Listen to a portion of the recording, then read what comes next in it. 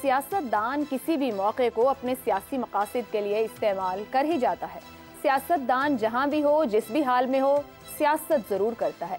किसी मुकदमे का ट्रायल भी सियासी रहनुमा के पास अपने मौक़िफ़ को दुनिया के सामने रखने का बड़ा अहम प्लेटफॉर्म बन जाता है। दो वज़ीर आज़म जुल्फ़िकार अली भुट्टो और नवाज शरीफ जब अपने खिलाफ मुकदमात के लिए ट्रायल्स में पेश होते तो उस मौके पर अपने सियासी ख्यालात को भी भरपूर अंदाज से पेश करते रहे। अब साबिक वज़ीर आज़म इमरान खान भी अपने खिलाफ जारी ट्रायल को अपने सियासी इजहार के लिए इस्तेमाल कर रहे हैं। इमरान खान ने आज साइफर केस की समाअत के दौरान और मीडिया से गैर रस्मी बातचीत करते हुए कई ऐसी बातें की जिनसे जाहिर हुआ कि 4 माह की कैद के दौरान इस वक्त उनकी सोच क्या है।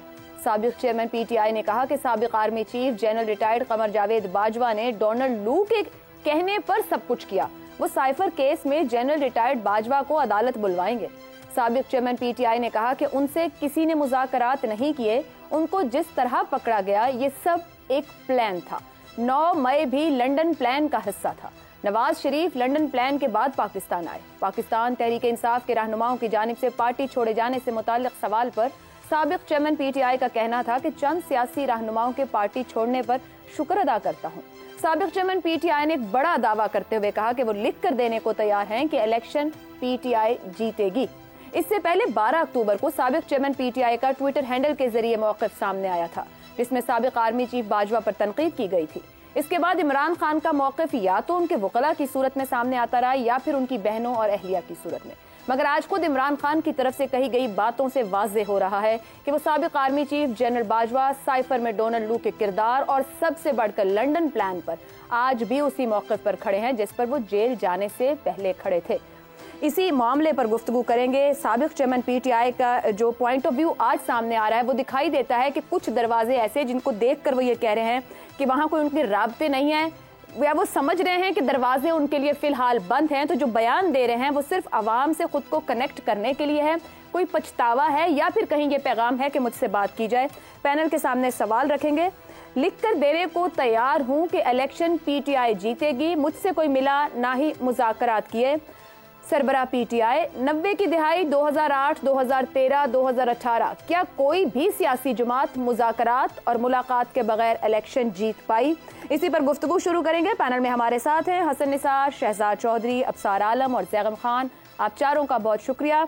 हसन निसार साहब, जो कुछ आज साबिक चेयरमैन पीटीआई की जानिब से कहा गया, जो गुफ्तगू उनके जरिए मीडिया के जरिए बाहर आई, माजी क्या बताता है? बिना मुलाकात मुज़ाकरात के कोई जमात इलेक्शन जीत पाई है आज तक? देखें, जीत और हार ये पाकिस्तान जैसे मुल्क में वो जो पिया मन भाई वाली बात है, लेकिन एक बात ज़हन में रखना, लोगों को पता होता है कौन जीता है कौन हारा है। सवाए वो सकूते ढाका वाला इलेक्शन के, बाकी टेम्परिंग पूरी ज़िंदगी में हम लोगों का एक अमूमी रवैया है। ये आप बिल्कुल ज़हन में रखना। अच्छा, जहाँ तक इस बात का ताल्लुक है तो एक बिल्कुल इर्रेलेवेंट सी थोड़ी सी बात सुन लो। मेरा बड़ा ताल्लुक था हज़ीं कादरी साहब के। मैंने एक ज़माने में मूवीज़ के लिए गाने भी लिखे हैं। तो उनकी एक आदत थी, वो मेन मार्केट में जो हजाम की दुकान थी वहाँ बैठे रहते थे। तो एक दिन मैंने उन्हें कहा, कादरी साहब तो कम केड़े वेले कर दो, इतनी मूवीज़ आप लिखते हो, गाने लिखते हो, तो क्या?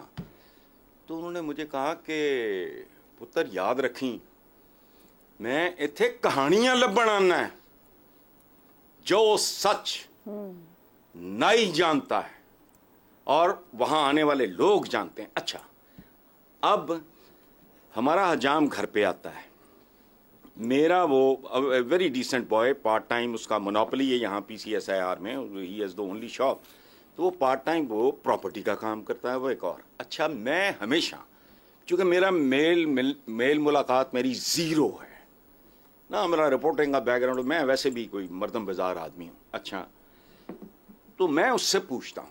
उसने कहा जी कि नून लीग के हमें तो पता है, तो पता नहीं 20 साल 25 साल से ये काम कर रहे हैं, जो उनके हमदर्द हैं वो भी मेरी दुकान पे बात नहीं करते नून लीग की। तो उसने कहा जी वो तो सवाल ही नहीं पैदा होता। तो देखो, रियलिटी यही है और आप सब जानते हो, मेरा दावा है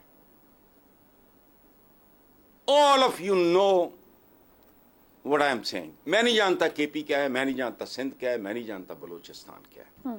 यहाँ मेरे अजीबो गरीब तरह के लोगों के साथ राब्ते, मैं वॉक पे जाता हूँ, I spend 2 hours there, lot of people meet me there, और एक बंदा जिसका कोई लेना देना नहीं सियासत, वो मैनू कहता सर वो इत्ते किसे होर किसे दा तो वजूद ही नहीं हैगा।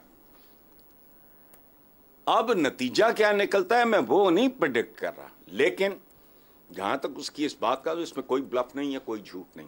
हसन निसार साहब आपने काफी घुमा दिया मुझे, लेकिन वापस मेरा सवाल वही है, जो सब चीजें अपनी जगह पे जैसे हैं, मगर क्या बिना मुज़ाकरात, बिना मामलात, बिना मुलाकात वो हासिल होगा जो साबिक चेयरमैन पीटीआई हासिल करना चाहते हैं?